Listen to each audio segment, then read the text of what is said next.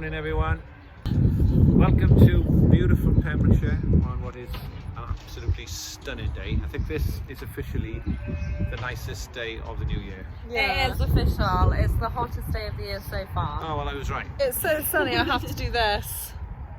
I have to do that. Do you know what? I hate to say it, but it's beautiful weather. We've had beautiful weather, well, it must be a month now, really good dry weather, and so much has been done on the farm. So many farmers all around have done ploughing. It's been a fabulous start of the year, but we could do with a bit of rain. But I'm going to do something now to shock everyone that knows me. Something never seen before on Sisters and Wellies.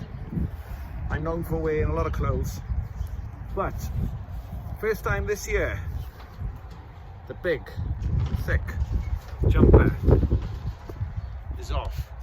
What? Only leaving one, 2, 3 layers. No, you've got a t-shirt in here as well. Or 4 layers.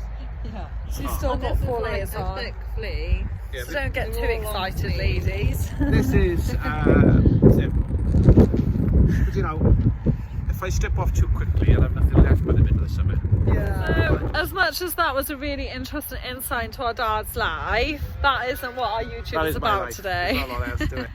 So today we are talking about what's behind us. Fertilizer. The fertilizer drill.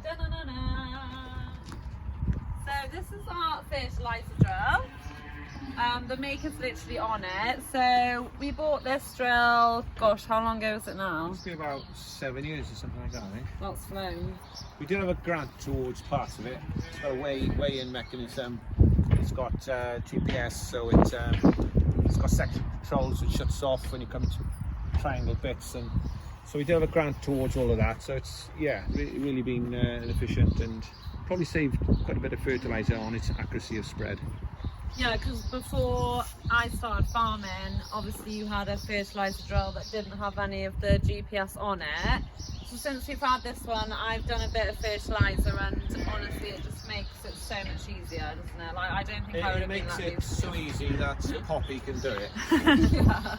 I was just thinking about this earlier. When I used to sow fertiliser, we used to have to follow the lines and guess the distance. Everything is done now, it's got an arrow, you just follow the arrow in the carbon, it's also precise. We used to have to put it on manually, switch it off manually. You forget about all of that. It did the job, but it wasn't anything near as efficient and as accurate as what this machine does.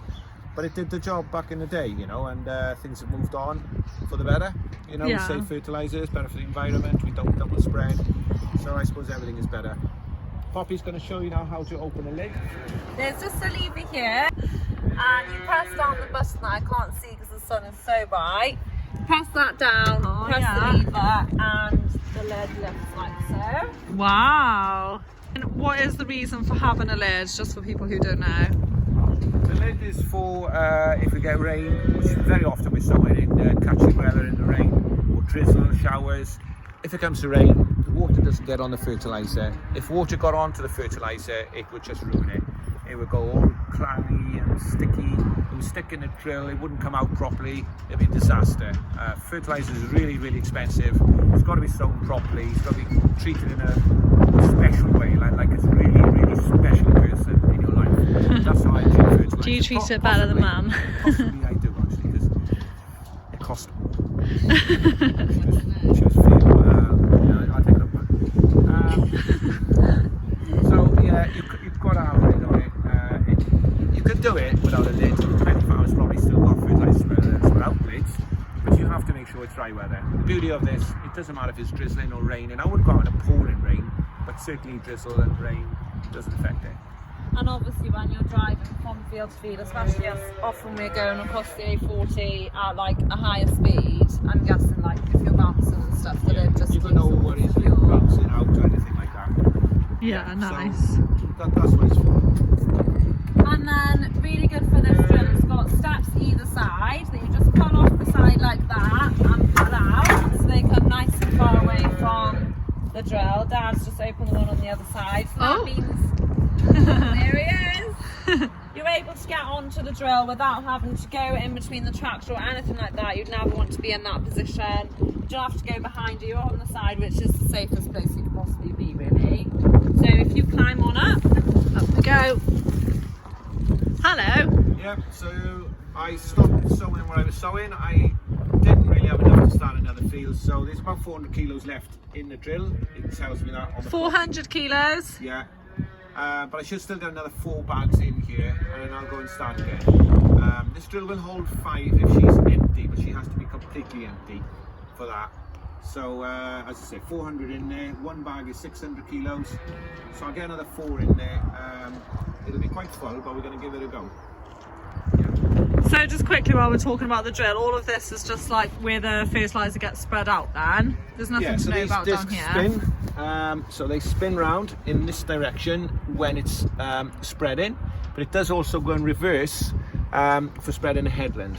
So it throws, the pattern of throw is tighter, so she double sows the headland, because you only go around the headland once. This way you go over the rest of the fields, you double sow. So she generally spins in a throwing outward position, but for the headland she throws in opposite position. So and there's 2 there, so it comes out evenly, is it? Yeah, there's two separate ones. She drops into both. They throw the fertiliser out, and then there's lots of different settings to control the amount you put on. From inside the cap then? Yeah, we can show you a lot more in there when we do the wash. Yeah. I presume you do. Yeah, when you're washing out later. Film spread, and also hopefully will all become a bit more clear then as well. Yeah.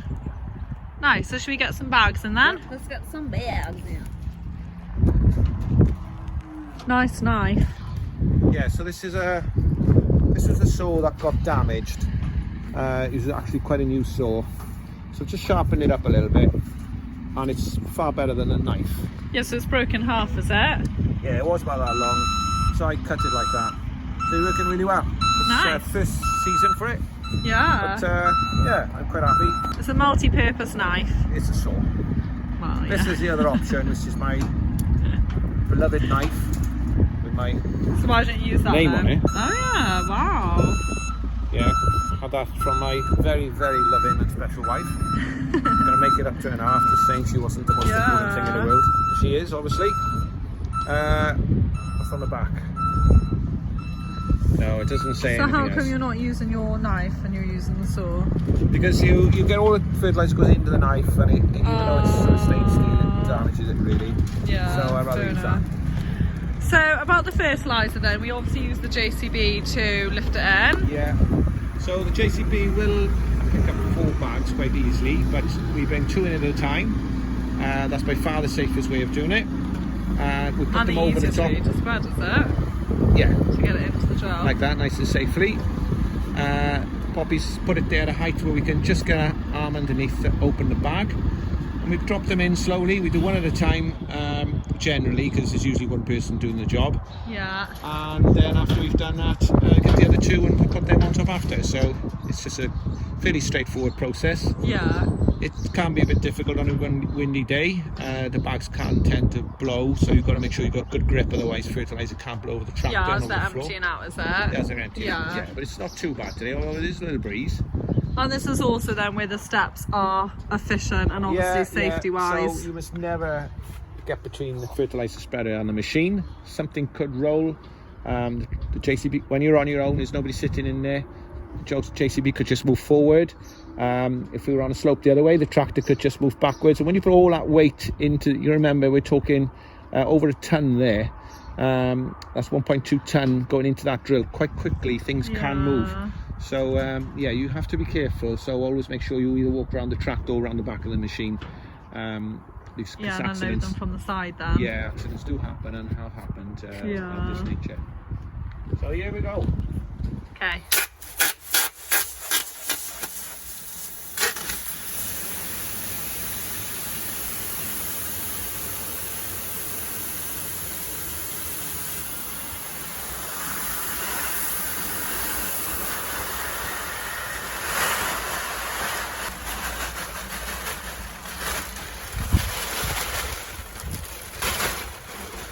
Is your phone in your pocket nice and safe? Yeah,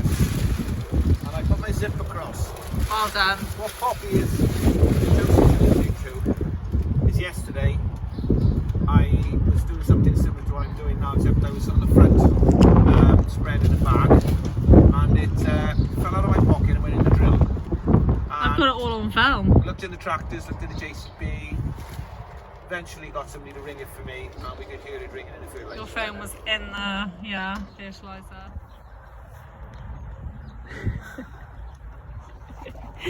There it is. At least it's still working anyway. The only problem now, the phone will be twice the size tomorrow. Good film. So he's done one bag, so now he's just going to walk round to come and loosen this bag.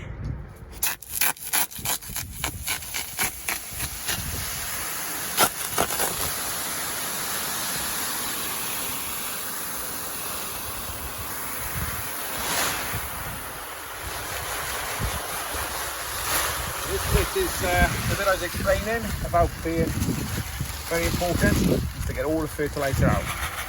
So it's a bit of faff, but the other reason I do like to get it all out from there, even though it's very expensive, is if you leave it in there and you drop the bag in the shed, buy some feed or buy anything really, that stuff can make anything rust.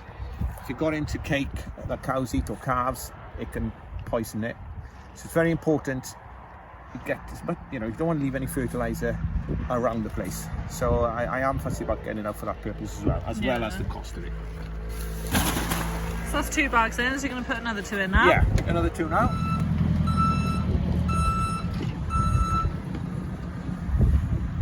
So these bags are plastic, so they can just go in the plastic skip and be disposed of appropriately once we're done.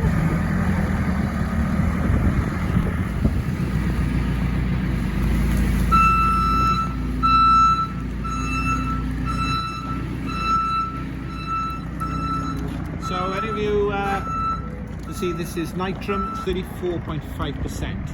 So it's basically straight nitrogen. Well, it's not all nitrogen, it's 34.5% of that bag is nitrogen.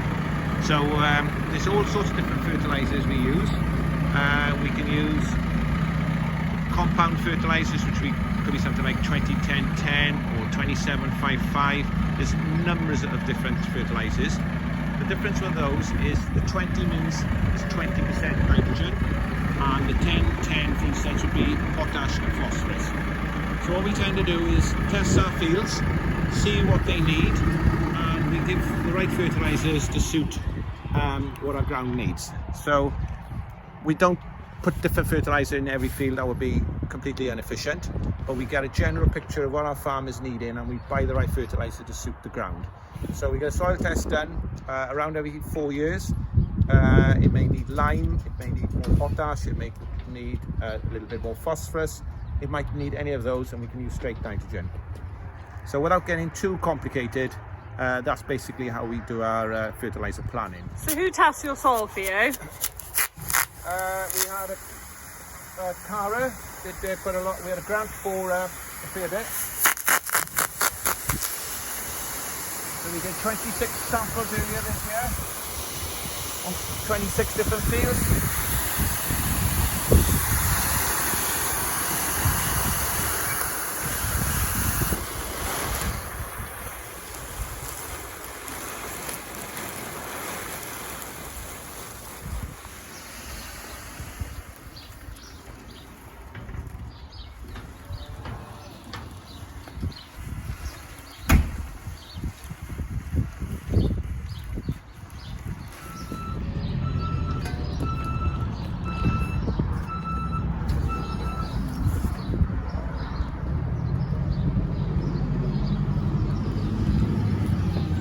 Okay, so she's full in the lid shut.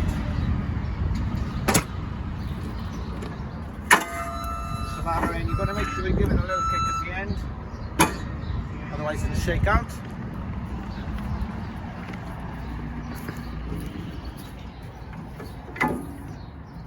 Nice. So that's that done. So a couple of questions. Yeah. Obviously you're handling the fertiliser. Yeah. But fertiliser's safe, isn't it? That's what I was getting at. Well, you shouldn't stick your hands in it and then eat it. It's going to kill you. Probably not straight away, but in time it probably would if you did it on a regular basis. There probably is a proper rule book for it. But if you spread fertiliser and dust flies across, it's not going to kill you or burn you or damage you. But it's not something you want to get in, you know, involved in. No, you don't want. But we have actually looked into it for the safety of the park, and it isn't harmful at all. You don't actually legally have to wear PPE when handling fertiliser. No, but it is a case of same as everything. If you get Just be careful. sometimes the dust will go in your mouth. It's not a nice thing to have. No, I wouldn't avoid recommend it. But No. it isn't. It's dangerous to the point we need to wear gloves, that sort of thing. I didn't touch it physically then. Sometimes a bit might touch your hands. It's not going to burn you. If you drop your phone in there. Then if you drop your phone in there, you've got a daughter to find it for you. Or a son, whatever you may have. Yeah. Or a wife if you have either. Or a friend. You know, anybody. There are people around that would do that for you if you give them a favour. Yeah. The beauty of this saw is it's a lot easier not to lose. Yeah. And yeah, I really like it for that reason. You do seem very happy with it. It costs less than a Leatherman knife, anyway. It's telling me there's 2,837 kilograms of fertiliser in there. So she's nearly full to capacity. I would say she is full to capacity because this nitrogen is more bulky. Sometimes you get nitrogen and it's denser. So even though it's the same weight, there's less volume. That's why the drill is looking so full and it's not actually up to 3,000. So, but theoretically she should hold 3 ton. Okay, so she's actually got 2,837 kilograms of fertilizer. We're sowing today at 185 kilograms a hectare, and that's about all you need to know off that at the moment, and we can go into that in a bit more detail when we're actually sowing the fertilizer. Well, so he has arrived at the field, this field we call the tip field. I do just want to point out quick that he's got this weight on the front. It's very important that he has that on. It's there for good reason because it counteracts all the weight on the back. So when his drill is really full, as you've just seen, he does need a weight on the front to stop the tractor from tipping backwards, because with all that weight it could potentially do that. So it's very important he's got his weight on, which he does, just to help the tractor balance. So they're just doing their settings now, and then they'll be on the way. Hello everyone again. We're in the field. We've still got the same amount of fertiliser in the drill, I hope. Hopefully, otherwise we've been spreading across the road. Yeah, it would be serious, serious loss of my money. So, right. Before we go into it, because I'm filming the computer, you can see like a grey line going down. That is purely just because of the camera. That's not in real life. Right. So there's a screen there. I hope you can see it okay. So what I'm going to do now is set the drill up to spread around the headland. Okay. So if I press that button there, it says to border. Press that, and you can see that line coming up, and you'll see in a second a flash there, and that's a border sign. So I know now I've put the drill into spread into border. It'll tell me that it's not in the right position. I say, go away, don't be silly, I know it is. So she's now going to spread into the border. The next thing I do is go to the GPS, close the last job, which was 7.2 hectares. Go to new job. Do you want to automatically? Yes, I do want to name it automatically. And there's the field, okay? So I want to mark the boundary of the field. So press that, and say, yes, I do. That will now mark the boundary of the field when I go around the first time, which means I cannot spread fertilizer outside that boundary. So it's really good. If you go a little bit close to the hedge when you're spreading, the drill will not spread past the boundary. So it's all set up. It also will tell me how big the field is once I've been round once. Yeah, so you can't waste any fertiliser on like a track or in a hedge or something that you don't want fertiliser to go into. You'll see better now when we actually do a little bit of sowing. So, yeah. So that's up, set, ready to go. So I now go back to the machine. I put my PTO in gear, which is like that. That's now running. I've got my speed set at 370 RPM or 370 RPM, which is the speed I use for sowing on the headland. And I say start. So that's gone black to show I'm going to start. Nothing happens till I move. So now I go back to there, and all I do is drive the tractor. And we're off. That's showing what I've spread, okay? It'll make a lot more sense once we've gone around a little bit more, you'll see it better. What I have to try and judge on my own without any help from the tractor or the machine is how far to keep from the hedge. So what I'm trying to do is sow this fertiliser to about 1 metre from the actual hedgerow. So I don't want to be throwing it in the hedge. Firstly, there's absolutely no point in me fertilising the hedge. It's not going to make me any money. It's not going to do the plants and the flowers and the wildlife in the hedge any good. It's probably not going to do them any harm because it's minimal amount. But we want this fertiliser to do as much use as we can. So we have a little border. We give ourselves about 1 metre. We keep away from the hedge about 1 metre. So I'm gauging that distance. I can see I've done enough of it to know how far to keep out just by instinct. But I can also see what a fertiliser is. Yeah, everybody's got different drills. Not everybody. I mean, we all have our individual drill. That would be cool. Yeah, that would be cooler if you went to work on another farm. But no, an awful lot of different makes of fertiliser drills. Even the same makes could be different. So there's a big variation. A lot of farmers will spread on a lot less distances, might be spread in half this distance. We used to spread at 21 metres. We've gone up to 24. We find it absolutely fine. Maybe a bit careful on a windy day.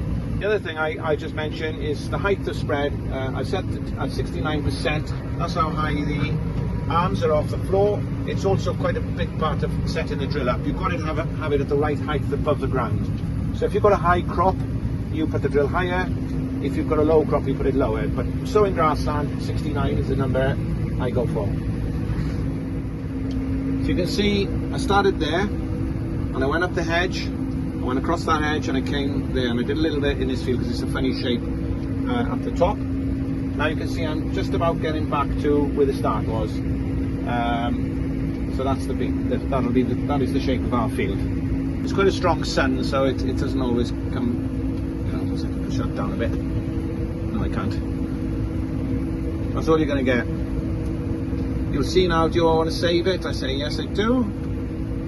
And there you go, that black line has come in right around the boundary. Now I can drive right around. If I show you, the fertiliser spreader is actually sticking outside the boundary and it's not spreading. So yeah, you can hear maybe that it's all stopped. Yeah, it's all stopped and it's not put a blue line there. Okay? Yeah. So I'm happy with that. That job is done. So what I do now is stop the PTO. I go back to stop the drill. So everything is stopped. It's gone from black. I drop my revs. I go back to that button and now I want to spread to normal. I have to wait till the PTO is stopped, which is said yes it has.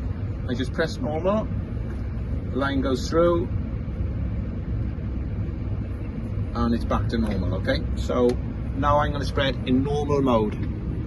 So when you were explaining earlier that the disc rotates the other way when you're spreading to border, that was what you've just done now, yeah, isn't so it? the discs on the back will actually now spin the opposite direction and throw the fertiliser a lot further, and you hopefully will see that on the video that Josie's doing. I can see her stood in the field there. Well, she's sat in the field like a little dog. That little dot that you can just about see is Josie.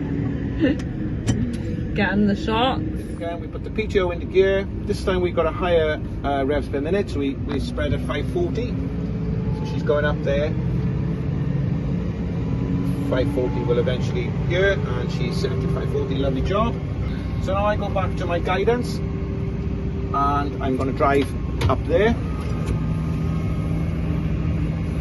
Now what I didn't do was put an AB line in, and that's because I was talking too long. So I'm going to do it on my first run now, okay? So I'm going to, did I press start, and away we go. You can see it spreading in now. What I'm going to do now is get A, B line up, press A, and if I press B now we'll be fine. Let's say I don't want to save it, and now I've got a line to follow, okay? So all I got to do is follow that line, get rid of all that rubbish out the way, So what you find now, we'll have a little gap over here because the shape of the field, but everything else will be straight. I'll just follow that line and I'll be very accurate. I'm probably not sowing to best accuracy because I'm talking and looking at a load of other rubbish, but 0.5 or 6 of a metre out doesn't really make a lot of difference. But if I'm honest, I normally have it on that all the time. Yeah, so you're aiming for the green with the 0, 0. You want it like that. So if you go that way, it'll tell you to pull across. If you go the other way, it'll tell you. It's easy to do. I'm just trying to talk. We could delete this whole video. I'll start again. It stops itself. So as you see, I'm going round the headland, start sowing in the field next door, pick up this line, and that little bit that wasn't quite done is now being done. And as you see, the drill is cutting in as she needs to, so she doesn't over sow, she doesn't double sow, she is sowing on the parts that need to be sown on. I'm not following the line, I'm going up the middle of the bit that needs to be sown rather than just follow the line, because there's no need to follow the line. But here, as you can see, so she's spreading, just the back of the drill is spreading now, and now she can sow a little narrow bit like that. That looks huge on here, but that is literally about a foot. Yeah, you'll never see that skip. It always looks worse on this. If I go to the full map, you can see what we've done. Yeah, so you can't even really see it there. You will never see it, no. You'd have to have like something the size of a tractor to be able to see it on that map. Let's go back to that one for the guidance. So all I've got to do now is pick my lines up. So every 24 metres there's a line. I can pick any one I like, as long as it has got blue on it, because the blue ones have already been done. She wouldn't let me sew on them again anyway. So there you are, you can see it's quite easy. A lot of tractors these days have got built-in. You've got to watch things like that when you're doing this. Yeah, because you're watching the computer for the line. It could be quite easy to forget to look up, but you have got to make sure you're... I'm used to my fields, and so I tend to know where everything is. But if you're doing new ground and things like that, and you're just fixed on that, it could be easily done. I could easily see why a farmer could crash into a telegraph pole or something like that. So now I know all that side of the field is done, so what I do now is I just finish this bit. She does it herself, stops automatically. I drop down a gear because I'm coming round quite sharp. So what you mustn't do is panic. If you just go over a little bit, you don't start, doing this, because it literally is only a little movement with your hand, maybe 6 inches down or up with the wheel. So. Yeah, you can see this field, for example, has been really recently grazed by the cows, and trying to pick up tyre marks when the ground is like this, yeah, like it would be very difficult. We would have been spreading years ago, less than half this distance. We wouldn't have seen the marks. The drills wouldn't have thrown it as far anyway, and so the difference is absolutely massive. I haven't got to worry about trying to see marks hanging out of the door of the tractor years ago. I know that's against the law, but we didn't have cabs. You'd be stood up, and all farmers have done it. Then we sort of got a thing called a blobber, and it was a foam thing that you had on the tractor, and you used to drop a bit of foam in a straight line, and that used to sort of stand out a little bit. That was quite good, actually.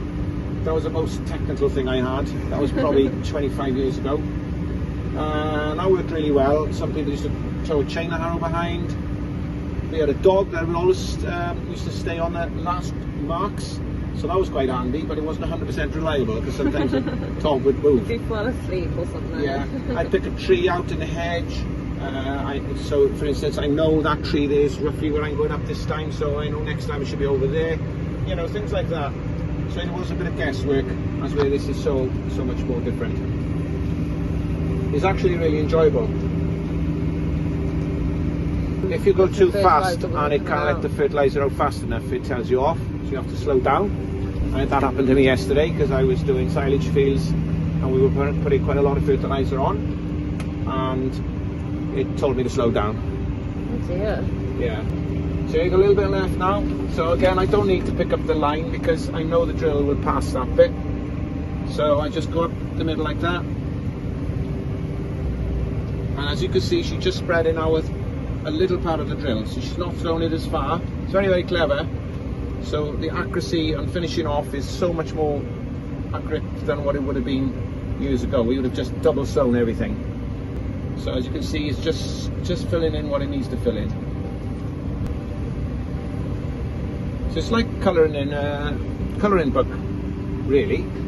Yeah. Which is what I used to like doing when I was a small child of about 5. So I've gone back to doing that when I'm 50. I am now, isn't it? In your dreams. Yeah, I have to admit I am 60 now, but there you go, last bit of the field. So this is the exciting bit. Job done. Little red bits is where she's overlapped, but again, if I go back to this map, there you go, that's the finished article. That's where we are in the field. Now I've finished. Drop my speed, stop the PTO, press stop to the drill so it knows we've finished. Now if I go to the page there, I'll stop the tractor, it'll be a bit easier. So bounded area 5.56 hectares. So that's the area of the field. That's how much we've done. It's 5.56 hectares. Single coverage was 5.44, double coverage was 0.13. That means I overlapped by 0.13 of a hectare, and the total coverage was 5.56. It took us 11 minutes, and that's all the information there. So if we want to save that information, we can go back into this file at any time. We can get it printed off on a computer, and we've got all that information. If I was a contractor, I could just copy that. Easy way of doing it actually is to take a picture of it and just save it on your phone. But you've got the exact copy, you can send it to the farmer and he's going to see what you put on, how long you took about it, and what field it was and everything else. You can also put the field name and everything in there as well, and the client, and it's all very clever really.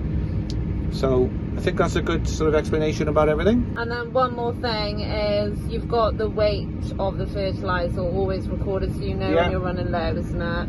So I've got 1813 kilos left, 1,813 kilos left. When we started, we had 2,800, was it? 800, yeah. Yeah. So we sold about 1,000. It would have told us on that other thing, I think. So basically, you get an alert when it gets to a certain weight, and then you know you have to refill. Yeah. Yeah. When I get down to 200 kilos left in the hopper, it'll have a beep.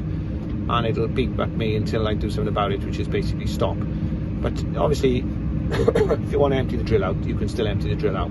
Yeah. So once it gets under 200, there's a possibility that one side of the drill might run empty. So when you finish at the end of the day, you might just go over a field that you may have done, very likely, just to get rid of the last bit of fertiliser. But yeah, so it tells you when you need to stop. Obviously keep a bit of an eye on it, so I know I've still got plenty of fertiliser in there to do the rest of these fields over this end of the farm. And yeah, all good and tidy. So our dad has finished for the day now, spreading the fert he wanted to do. He is going to be doing more tomorrow. So when he's finished doing all the fertiliser, we always give it a really, really good wash. As he's mentioned earlier, fertiliser will rust things really, really quickly. So we always give it a really good wash. All of these open out. Like so. You can open the drill so the water drains properly, and obviously open the lid, then we'll drop it down and hose it all off, so when it's done it will look really clean, like it's not been used. But yeah, like I said, he's doing more tomorrow, so we wouldn't do that tonight just because there's really no point. I actually do really enjoy doing fertiliser. It is a nice job, and it has, as he said, because you've got the GPS and everything, it does make it a lot easier. But yeah, it's handy being able to, both of us being able to do it, because then you have got the option of whoever's the most available. Maybe we should fight over it one day.